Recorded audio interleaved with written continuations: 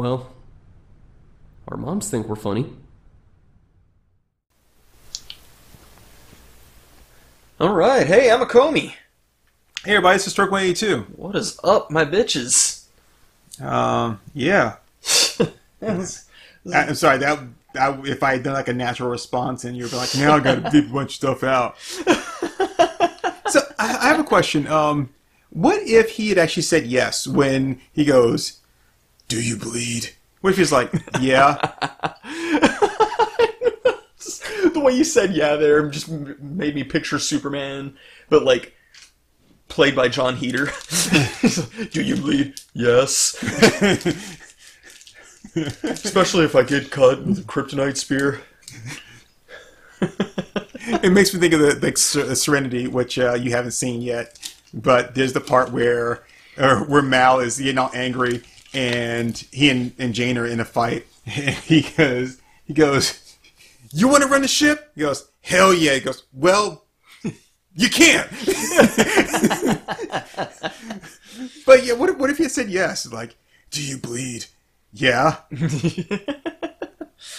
Well, okay then. Because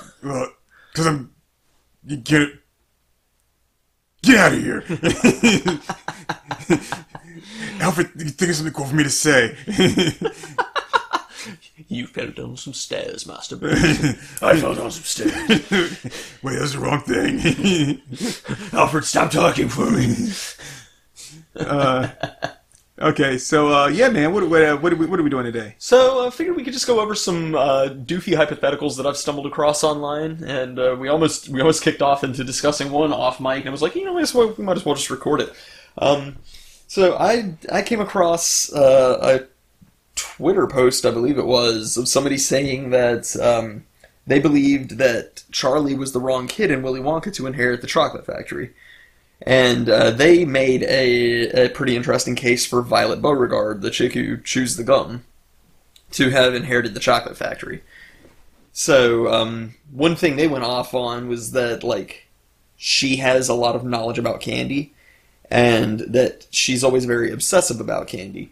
So, you know, according to the movie, the gum was just her latest obsession, and that, like, she had other stuff before that, and that she actually got off of gum for a while to obsess over the Wonka bars until she found the ticket.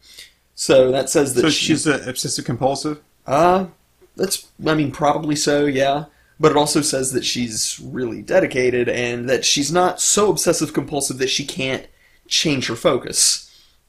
She was able to move away from the gum and move into other stuff. So they brought that up as an argument. I'm not saying I agree with all this, I'm just saying this is the argument that they presented. And while all the other kids, when they had shit happen to them, it was in direct disobedience to Wonka's orders. You know, Eustace was told not to go into the chocolate river, Mike was told not to shrink himself and go into the TV, blah, blah, blah, blah, blah. And, of course... I do believe that that Wonka says, don't, stop. Yeah. But I think he also said it was very dangerous. I can't remember. It's been a little while since I've seen it. It's been as long since I've seen Snowpiercer, since I've seen Wonka. Oh, that's right, because you were connecting the two of them. Yeah, the two movies are definitely connected. But I still want you to actually see Snowpiercer before we discuss that. But... Well, they got the Snowpiercer TV series. Oh, I didn't even realize that. Yeah, it's coming out with... Is it still Chris Evans? No. Remember I told you it's that David guy? Oh, yeah. That I told you I saw open for the Flaming Lips, and... Yeah. But Jennifer Connelly's in it, man, Ooh. and, like... Jennifer Connelly is a tasty side dish. Oh, my God, yes. But, you know, the thing is, like... I hate the fact that recently she's been relegated to the older hot bitch. Like in Battle Angel Alita, she was like the milfy, like she wasn't. Well, yes, she had a kid, but she was like the hot milfy bitch. And then in this one, again, she's coming across being the hot milfy bitch. I'm like, she's a great actress. She can play more than that. Yes, she is hot, you know. Yes, she is milfy, right? But I'm like, it's just Jennifer Connelly. She was hot before she was milfy. I mean, career opportunities, man. If I were an actor and I got typecast as the hot one, I would be so upset. Like, oh, there's more to me than just being hot, being the object of everyone's desires. What if you were like the hot stepdad? be okay with that. Like the hot Kevin stepdad. Did you see how hot the chick was in American Beauty? I said the hot Kevin stepdad. Hot Kevin stepdad. Yeah, like Kevin Spacey. No, right? like in, but Kevin, you're my brother. Well, Kevin, I wouldn't be in a movie like that. I said you were the stepdad. You know, you go fishing and all kinds of stuff. Well, I'm sorry, what were we talking about? Where were we at here? The Wonka theory. Were there other kids more qualified than Charlie at the end of it? Because, I mean, you already know, I think Grandpa Joe's a piece of shit.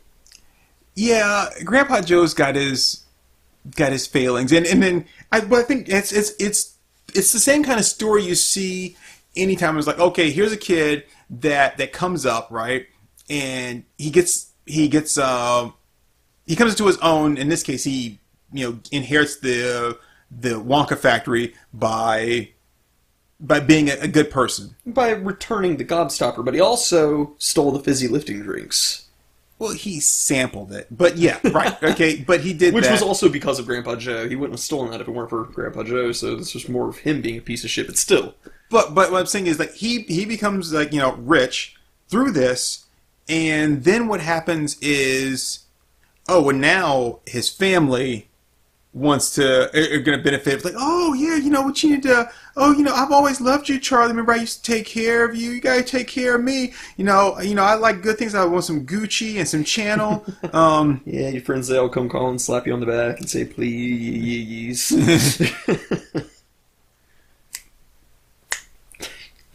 You're supposed to say please again. Oh. I'm sorry. All right. Anyway, so, but that was my thing was from He Got Game with Denzel Washington, Spike Lee movie. It's one of my favorite Spike Lee movies. But the girl, she's talking to the basketball player Jesus Shuttlesworth, and all the people coming out to like, oh yeah, we used to do this and did this, and she's like, come on, because I gotta look good for you. I'm representing you. I need some Gucci and some Channel, and I'm like, Channel? You mean Chanel? If you can't pronounce it right, you probably don't need to have it. But anyway, yes, this is my Louis Vuitton. Oh, what was it? What did she say in Showgirls? Versace. Versace. I love that. Actually, Kanye West makes fun of that in his song. He goes, he's like past that Versace. Versace. It's awesome. I like it. But anyway, so he's going to be subject to that. Like all the old people that live in the house in the one bed, and it's like now they're like, oh well, Charlie, we can't we have our own beds? Well, yeah, technically you can have your own beds if there's beds in there. I don't know if there's beds in there. But then it's not going to be enough. It's like, well, remember Charlie? Remember the time I used to do this, and remember how I did this for you? You got to take care of us, Charlie, and take care. Grandma used to take care of you. But yeah, so that kind of thing, I feel sorry for him. Now, should someone else have gotten it? Okay, let's break it down. First off, you've got. Wow, you didn't even humor that one. No, I wasn't going. That was a bad beat, dude. That was like a store-bought beat. I'm not. Yes, because everyone knows that I'm the beatboxer of the group, right? So. Excuse me. What's your name? Irate Warrior. Yeah. Okay. Well, then you need to. I mean, you're no damn Dougie Fresh. So, yeah, I mean, you're not even a. I'm barely a Vanilla Ice, dude. I would give you at least a Snow. Yeah. Bismarcky though, that's for sure.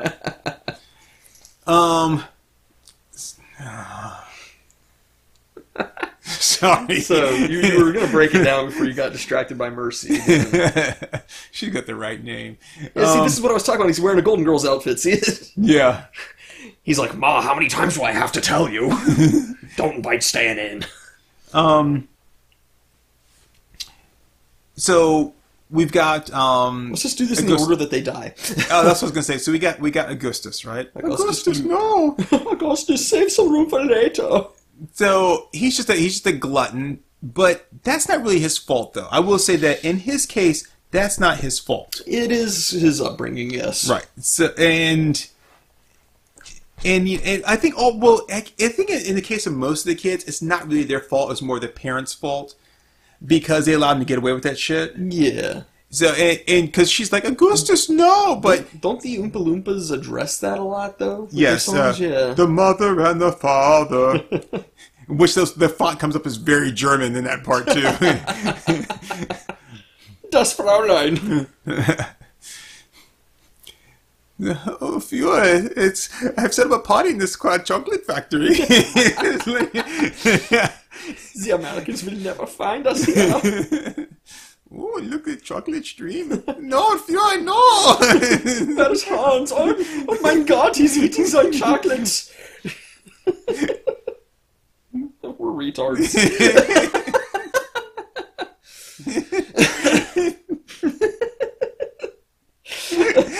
Look at me, I'll be the first colonel transmitted over radio waves.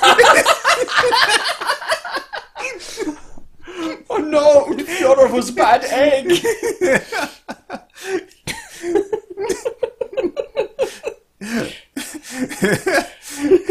Well, the Führer got what he wanted. What's that? Colonel Schweitzer went first.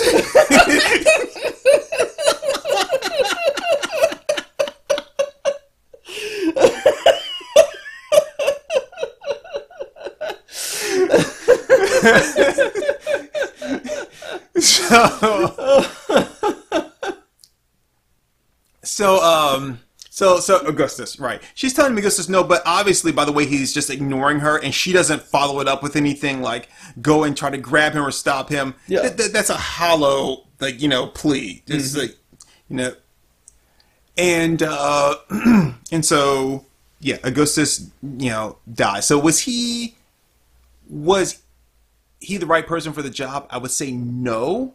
Because he probably would have eaten them completely out of everything. You would come in there a week later, he would have had fucking Oompa Loompas on a spit just roasting them. My thing is that he's not discerning on taste. Like, he's going to eat anything that's edible. Right. And so I think that's the problem with Augustus. Right. Like raw, unprocessed chocolate, he's just like gobbling it up. Well, like his dad ate the microphone from the newscaster. I mean, that's his upbringing, is if you can fit it in your mouth, you can eat it. So I think that it would destroy the factory for him to take it. Probably.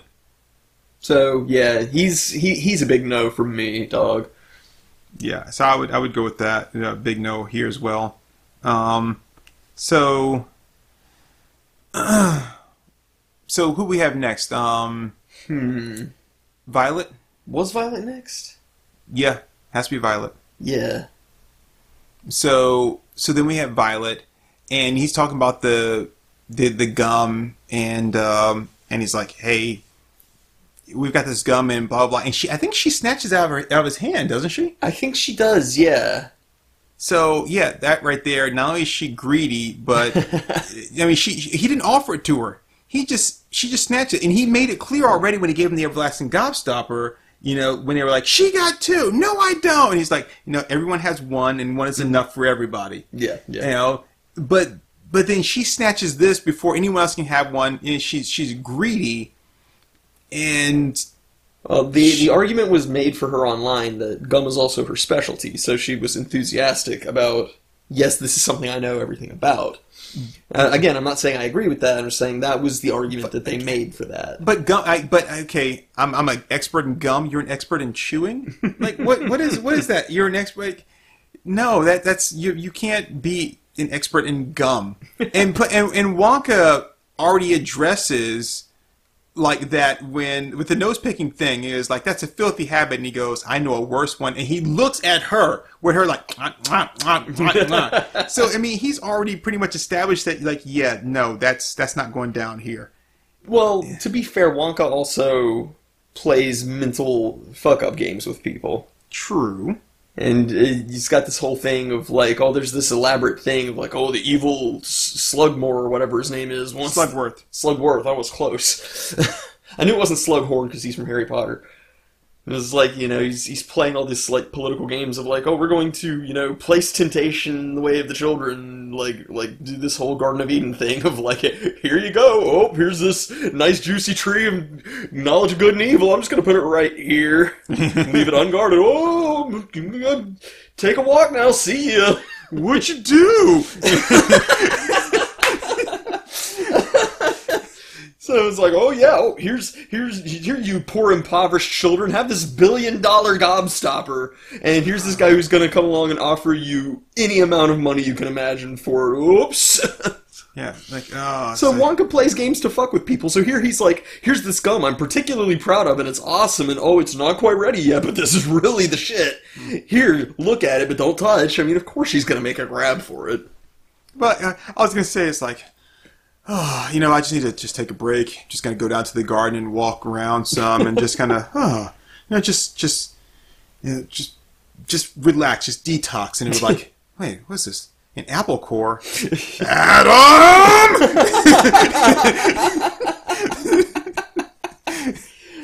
That's Adam. Da-da. But, so you have her, and she snatches the gum out. He didn't offer it to her. Mm-hmm. I don't care if you're an expert at it. I mean, so let's say I'm an expert boxer. I can't walk around and just punch people in the face, see how well they take a hit. You know? And then, you could. I mean, what are they going to do? Well, if I'm an expert boxer, they're going to like fall. Right. So you can, because I can. I mean, worst case scenario, they might not fall and they might try to hit you back, but you're an expert boxer, so you'll dodge it. Yeah, that's true. I mean, this is an absolute win. Then there's a court case.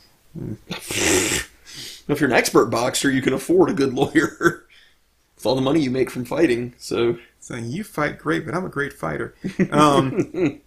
It's that Simpsons episode where Homer is going to fight Drederick Tatum. Okay. And they're asking him about it. He's like, I don't know, Homer, but I'm going to make orphans out of his children. And it's like, well, you know they have a mother. He's like, yes, but I just assumed that she would die from loneliness or something like that, or she would die from shock. So yeah, I mean, she doesn't have the willpower to not to run a factory, because again, we're talking about not just taking it over, running, which is really kind of I'm going to give this kid like this factory to run, because you know all about business and stuff. Because weren't you in school just the other day learning poorly how to do percentages? Like, okay, it's like how many Wonka bars did you eat? You know, it's like yeah, Charlie did have bad schooling. However, Violet's dad was a car salesman. He was a used car salesman. But he was a business owner. He knows how to move a product, mover and shaker. But he's a used car salesman. That just screams right there that, one, I'm a fuck up, and two, I'm going to cheat you. Next thing you know, there's like sawdust in those Wonka bars. Grandpa Joe commits insurance fraud.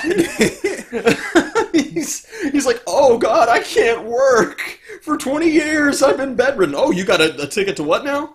Holy shit. Let me just sashay about the room here for a few minutes. So yeah, they're all kind of. Yeah, I don't know if there's any kid who's like fully qualified. I just thought the argument for Violet was like pretty strong. Okay, and I've never liked Charlie, so.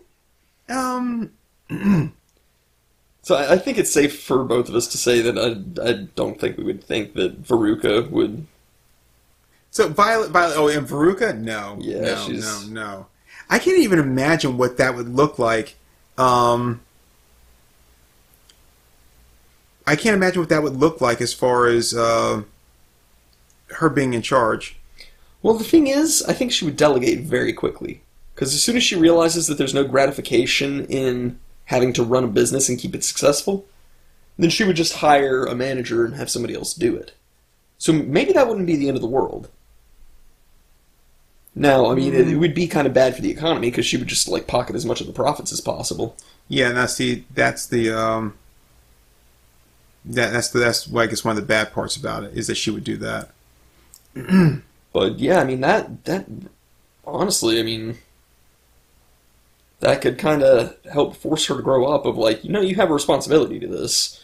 You can't just let this die. So, but then her dad, like, she would just be like, because remember he bought all those Wonka bars and then shut down production of his factory to make everybody open them up, and then like watched over them like a fucking slave driver to make sure they weren't going to steal it for themselves. Yeah. Yeah, he was kind of a piece of shit too. Yeah, so I I can't. rich people. I can't. It's like you can clearly not choose the wine in front of him. Yeah, it's just the problem of the rich. And so, lastly, we have Mike TV, right? Mike TV, yep. So Mike TV, he's violent. He's violent and impulsive. And his parents are assholes. And I'm gonna say this now. Some people are like, "Whoa," but there's a lot of people that do that, and I do that. But he makes that motives like the cap gun. He's like, "Yeah, I want a real gun, but Dad says I can't have one until I'm like 12 or something like that, or 10." And it's like, well, he doesn't need that kind of. He's already fake shooting a gun at reporters. If he had a real gun, he would have probably killed every people in the room. I mean, if he had a real gun and that contest came out, he would have been like just robbing stores for fucking Wonka bars, man. He would have walked up in there and just slaughtered everybody in the Wonka Factory. He's like, they used to hunt poor Oompa Loompas. He's like, that sounds like a good idea. He's like, run, orange bitches, run! Drive, Oompa, drive! And then he's another guy. Like he's like in his own little fantasy world thing about with the whole like. Oh, yeah, I know how this works, and blah, blah, blah, blah, blah. And he's like, yeah, you think you do, but you don't know how this shit works because, What is it when Wonka says to him after he explains the way TV works? He's like, you should open your mouth more when you speak, or something like that. I think it's like, you should open your mouth wider when you speak. It's like the most ball-busting thing you could possibly say to somebody. It's like, I'm sorry, let's start off with it. I'm sorry, I'm a trifle deaf in this ear. Yeah. So... Oh, Wonka's such a fucking psychopath. Now, I will say this. One of the things that makes Charlie more deserving than everybody else, Violet, so Augustus, he is drinking from the river he's not supposed to, falls in, gets sucked in the tube, okay? Violet grabs the gum and he's like, and when she starts like turning blue, she doesn't spit the gum out, which may have stopped that whole process, but she doesn't. She continues to chew the gum. Okay. Then we go to Veruca, who's like raging all over the place, and she's just tearing shit up. That's the other thing why she can't be in charge. Yeah, one thing goes wrong, and she's going to start tearing that whole place up. Yeah. So no, you can't have her. And then she sits on the thing, and she goes down into the furnace. It's maybe lit every other day. Charlie's the only one that shows concern for any of them. That asks, each time when somebody disappears, Charlie's the one to ask, are they going to be okay? There is that. Everyone else, so then we get Mike. Mike gets shrunk down, and of course he's completely happy with it. But he gets shrunk down. So all of them kind of suffer these gruesome fates. Wonka is aware that Charlie and Grandpa are gone. Because when they show back up, he kind of gives like a look, and he's like, oh, they're back. He was not expecting them to come back. Mm-hmm. He knew where they went. Because there's only one room they could have gone into they hadn't already been in. Yeah. He was not expecting them to come back. When they did, though, either they didn't touch anything, which he knows that they did, but they were smart enough, even though it was accidental, to figure out how to save themselves. Mm. So that's a decent argument. Right. And then... After all of that, he gives back the gobstopper. Now, that's what makes him say, was it like a beacon of light in this like weary world? And then he's like, Charlie, you did it, like you're the one in all this. But the other thing about that is, he specifically chose all those people, including Charlie. Mm-hmm.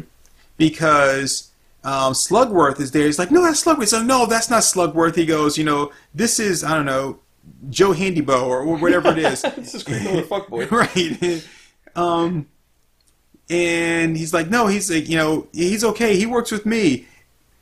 But he was there each time somebody found a ticket. So Wonka knew exactly where each one of those tickets were going because... Snowpiercer. Yeah.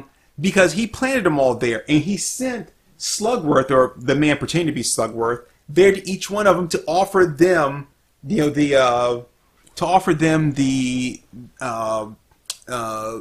you steal the everlasting gobstopper, then and you bring it to me, all that stuff.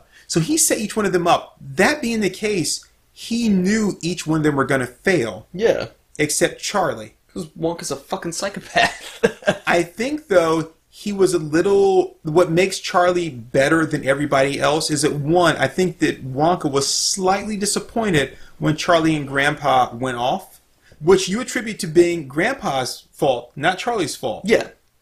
I'll touch on that in a minute, but I'll let you finish your thought here. But then he redeems himself by saying, "Hey, I'm sorry. Here, take this. Mm-hmm. I can do something with you. You've clearly I made a mistake. You're going to hold that against me." And I think that's part of his rage. At that was Wonka had taken a lot of time. So he's been in isolation for a long time, and you have to imagine that during that time he was laying out this whole plan and putting it all together to be like, let me scour the earth, send all these people out there to kind of see who am I going to pick for this. Right. And so he's been spending years doing that and putting everything in place and finding probably the worst possible children, which may still have some redeeming qualities. So just because they're bad in one regard doesn't mean that they may not have anything. I think each one of them also probably represents a sin. Like Augustus would be gluttony, and then Violet would be greed. Yeah, I guess greed and gluttony are different, right? Yeah. And then obviously Mike would be wrath. Or no, murder. Huh? Murder, right? Well, we're talking sins. Yeah.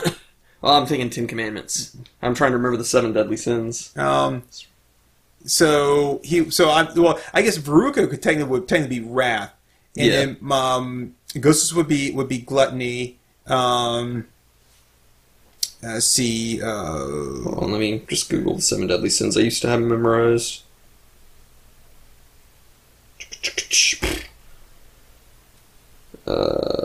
Come on, man. We're only filming a podcast here. I'm working on it.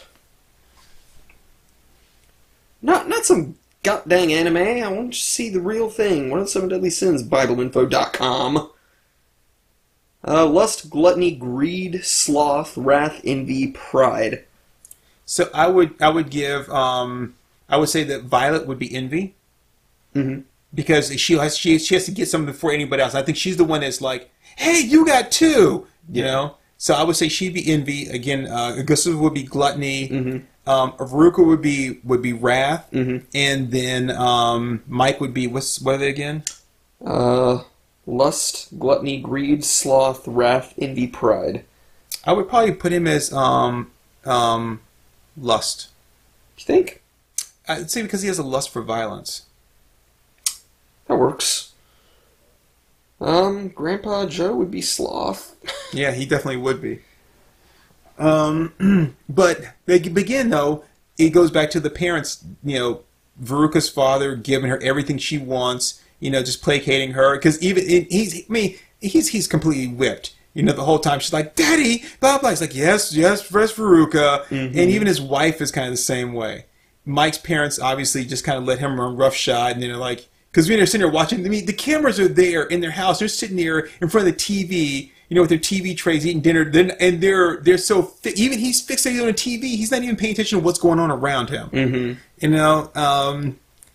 And then I'm trying to think, where was Violet when she got the news? Because she's even chewing gum on that thing. It's like she won't even take it out of her mouth to do this. But anyway, so he specifically chose each one of them. She was outside when they were doing the news article with her. He chose each one of them. She was at her dad's car lot. Okay. Because just because they have a flaw doesn't mean they couldn't still be good people. And then he picks Charlie, the one that he feels represents all good, but then maybe there's something about Charlie that he's not seeing. Maybe Charlie's full of pride. I mean, well, not pride in that one sense, but it's the fact that he doesn't have all this stuff. Maybe he could be envy, and then that would make Violet would be pride because she considers herself an expert. Yeah, okay, yeah, I'll give you that. So you've got those people there, each one representing something different, but as where everyone else seems like they have more, and Charlie doesn't see what he has compared to everybody else because he doesn't have anything. The only thing he really has is like the love of his mom, but he doesn't. But because of everything that she does, and she's always like work. Well, she brings clothes home to wash. Mm-hmm. Isn't she washing clothes like at the house? Yeah, yeah. So she's always working. So he can't even really get that. And so I think Wonka was a little disappointed when he did steal the fizzy lifting drink, and I think that his anger at him was genuine at that point, because he's like, you disappointed me. I spent all this time. It's like 4 hours. But he spent all his time putting all this together and crafting it, expecting the other ones to fall away, but to find one. And I think he was putting his hopes in Charlie, only for him to disappoint him too. Yeah. That really upset him. But then Charlie redeems himself by saying, you know what? Even though I'm envious of what everyone else has that I don't have, and this one thing right here can give me all of that and more. No, I'm not, because that's not the right thing to do. If I'm going to have that, I'm going to have to earn it. Okay. And I will say that this actually cuts off one more argument that I was going to make against Charlie, that you just kind of like preemptively shut it down, which I was going to say that because he caved into Grandpa's insistence that they try the soda, that he was weak-willed, but he was not so weak-willed that he didn't give back the gobstopper. So... Well, I would say in that instance, Grandpa's saying do something, and Grandpa's his elder, and if Grandpa's saying it's okay, he's a freeloading mook. Fuck Grandpa Joe! Okay? But if Grandpa's saying it's okay, why would I go against that? Why would I think it's not? Even though I'm like, yeah, this doesn't seem right, but Grandpa's saying it's okay, so I guess it can't be all bad. I don't know. I just take Grandpa Joe. That's all. No, I'm not saying Grandpa Joe is wrong. I'm saying that Charlie's not wrong for following him. It's because, yeah, this doesn't seem right, but again, all my morals and values so far have come from Mom and Grandpa Joe and Grandpa Dave and Grandma Sue and Grandma like pisses the bed. I don't know what her name is. But look, if Grandpa Joe, Jenny from Forrest Gump, and Hitler were all in a room, and I only had 2 bullets, I would shoot Grandpa Joe twice. That's all I'm saying. I would see if I could somehow line them up. Oh, look at me, I'm talking at you, Mr. Efficiency. I would create some kind of like weird, like Rube Goldbergian Schrodinger's cat kind of thing. Like I'm going to shoot Grandpa Joe, right? And if he dies, then that's going to set this thing off right here. And Hitler's going to fall and break his neck, which is, I would find some way. That spry tap dancing motherfucker will just dodge the bullets. You know what? Okay, so if Grandpa Joe, Hitler, and Jenny from Forrest Gump were all in the same room, I would shoot Hitler and Grandpa Joe, because Jenny's got AIDS. She's going to die anyway. I'm not going to put her out of her misery. It's like, suffer, bitch. Jesus. We have already talked about how much we hate Jenny. Yeah, Jenny's a piece of shit. She is. She's a real piece of shit. No, you know what? I would shoot Grandpa Joe twice, and I would somehow convince Hitler that she was pure blood Aryan and he should have sex with her multiple times, and that he didn't need to use protection. Oh, come on! You know Hitler didn't use protection. Never once. That's what I would do. Jenny is blonde hair, blue eyed, right? Yeah, she is. It'd be doable. So yeah, I mean, I think that covers it. I mean, what? Just Wonka's a disturbing dude, is all. So what does what they don't tell you at the end of that is what happened to Wonka? I envision that they were expecting him to leave, and he's still there. But since he doesn't have any duties anymore, he's like walking around in like a house coat and slippers. And you're like, he has like a bowl of Captain Crunch and newspaper. It's like, Willy. Oh, so it's Willy now. It's no longer Mr. Wonka. Now that you've got the character right. I was just wondering, if today was going to be the day you're going to look for your own place. Oh, you want me to leave? I decided to give you my house and for nothing, and you want me to leave? I can't even have just this one small room over here. Oh, I'm so sorry that I gave you everything and that you just expect me to go and maybe I'll just find a nice little hovel of a shack somewhere. Maybe wash clothes to earn a living. You know, that seems like a decent thing for someone to do, is to just wash clothes for rich people to earn a living. What do you think, Charlie? Is that a decent thing for people to do? For it to earn a living in this world? I mean, no. Just you can stay in the room. Thank you, Master Charlie, so much. So we've talked before about Wonka being a psychopath, and he's not worried about any of these kids, most of which probably died. Yeah, pretty much guaranteed. And he doesn't exhibit any fear. But one thing that I never realized before is with the gum that turns Violet into a blueberry, he'd been testing that shit on Oompa Loompas. They're just totally expendable to him. I wonder if the Oompa Loompas were all orange beforehand. It's a good question. They weren't in the books. Because they could have been peach pie, and then he was like, well, peaches turned them short and orange, so maybe we'll switch over to blueberry. So, yeah, I mean... Yeah, like, I'd never realized that, but the Oompa Loompas are completely expendable to him. Yeah. Even though he talks about, taking care of them, and he took them out of the scary jungle, but it's like, yeah, so you can fucking experiment on them. Yeah, pretty much. Piece of shit. Yeah, we missed that song where it's like, Oompa Loompa Doompa Dee Doo, I'd get the hell out of here if I were you. You know what it is you've got to play the Oompa Loompa song backwards, and then it's like, Wonka's a madman, help us, save us. It's like, you see, if you play the song backwards, like, Wonka's evil, don't buy his candy. Wonka's evil, don't buy his candy. Scrumdiddlyumptious bars are people. Kill Wonka. Do it.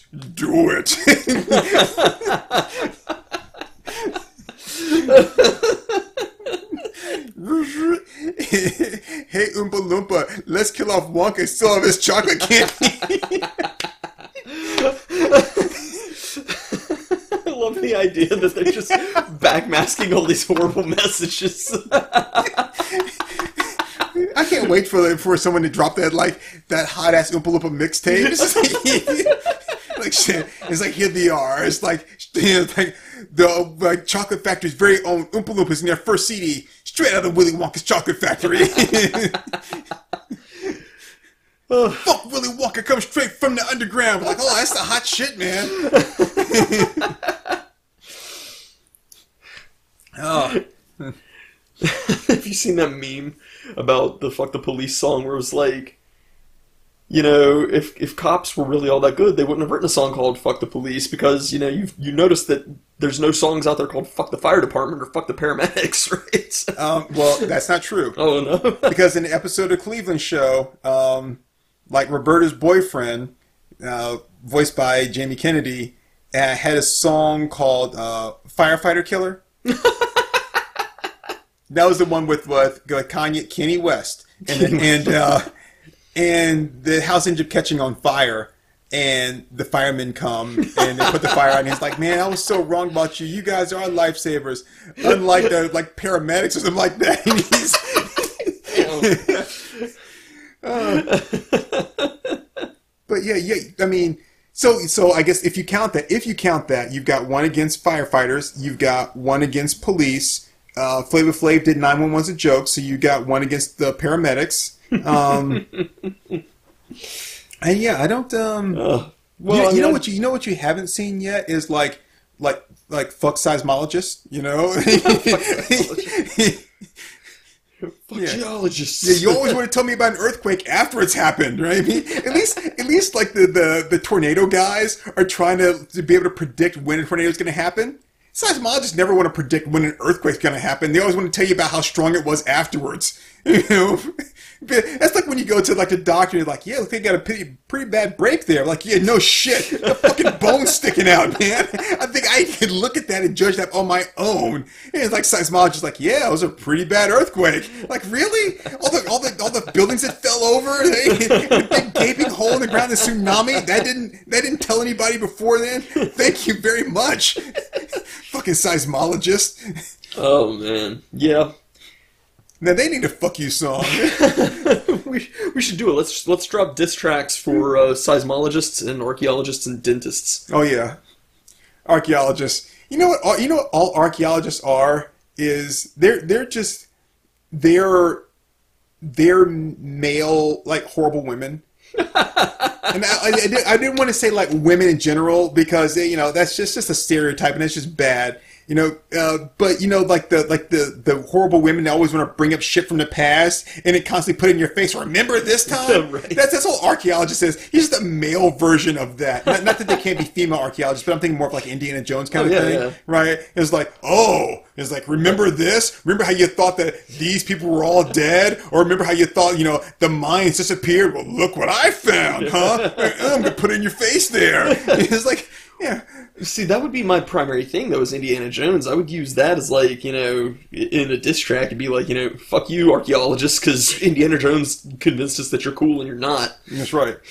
Just a bunch of jerks feather dusting dirt off of bones and shit. You know what the thing I hate about, I really, really hate about archaeologists, and this is the truth. This is just like me, like, raging against, like, chess or something. You know what I really hate about archaeologists? Is archaeologists go into like a foreign country and they start digging around and they're like, oh look, I found the ruins of this ancient civilization. Now I'm going to take it back to my country. Whoa, stop right there. We let you in here to help find this stuff because you thought it was your passion. Now you're going to take it over to your country and put it on display, just like all those like Egyptian artifacts and stuff that are like in the Louvre and shit. But like, those don't belong to you. You took them from our country. Mm-hmm. They were ours. You came to our country and like, we found this.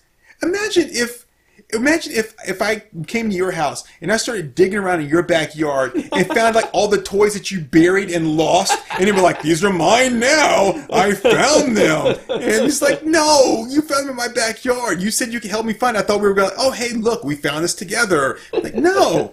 And then they make like, think about all the places like the Smithsonian shit. They have these sarcophaguses and stuff, and they have all this merchandising that they sell off of that. Right. You go here, buy our book of like great sarcophaguses, the pyramids of Egypt, and then you can get this like this. Oh look, you can get this take home Rosetta Stone and all this stuff. But Egypt, you go to Egypt, they don't have any of that shit. And it's like, this is the place that actually it came from. You stole it from them. Well, Egypt's got the pyramids. They're fine. They're not really fine. They're fine. They'll live. Fuck Egyptians, man. So I'm just like, wow. This is gonna be the fourth track on my diss album. Fuck Egyptians. Wow, that's what's the deal even with them? That you would not have Turk182 as a guest on that album. No, I need you there to be like, no, they're really not that bad. Don't listen to him. He doesn't know what he's saying. He's never even met an Egyptian. Oh Lord. So yeah, that fuck archaeologists, man. You can't do that. You can't get permission to come into my country and like dig up shit. Yeah. And the thing is, they dig up a lot of stuff, and it's like, I think it's over here. Dig it up. Nope, it's not there. You put that dirt back? No? Oh, okay. No, I'll take care of it. But yeah, well, I know it's a little bit short from what we typically do, but we should wrap this one up because we've had a Let's Watch fall into our lap. Yes, we have. So it's been fun. This has been enlightening. Yeah, and I guess sometime in the future we can rage about other like fields of study that we don't care for. Yeah, we've already freaked out on doctors in a previous episode, so yes. Yeah, so yeah, doctors now, archaeologists, chess players. Yeah, chess players. And I can tell you right now, which I'm not alone in this, so it's not like this is going to be something unique. But what's that bullshit sport that's in the Olympics? Curling? Yeah, curling. Fuck curling, man. Fuck, I mean, come on, really? And the thing is, skateboarding is not an Olympic event, but curling is. Yeah. What the fuck is that? All this is shuffleboard on ice. How is that an Olympic event? There is no one trains. What do you walk around like sweeping up people's houses? That's how you train for curling? But skateboarding is actually true athletics. and that's not an Olympic event. Yeah. But curling is. I'm sorry, if you're a middle-aged housewife or house husband, right, and you make it to the Olympics with no trade, like this is what you do, like yeah, like I got like diabetes out the ass, right? But I'm an Olympic athlete, and here you got this guy over here, got goddamn Tony Hawk, who can't make it to the Olympics because curling's an Olympic event, and that's not Poor Tony Hawk. Do we not remember how the Olympics started, Right. right? And I'm like, no, fuck curlers. But yeah, we will get into that in another episode. But Anything you can play at home in your hallway or kitchen is not an Olympic event. You don't see fucking surfers in their kitchen and like, oh, I'm going to fill the bathtub up with water and then jump in here on my surfboard. Like, no. I mean, yeah, technically, there are a lot of people that do practice the boxing in their home, but that's not sanctioned events. And that's sometimes called domestic violence. You know? And that swings both ways, people, men and women. anyway, we do have to wrap this. We have to wrap this up. We're not going to be able to do our Let's Watch. So, anyway, thanks for giving us a listen, folks. Yeah, zang, yo. Later.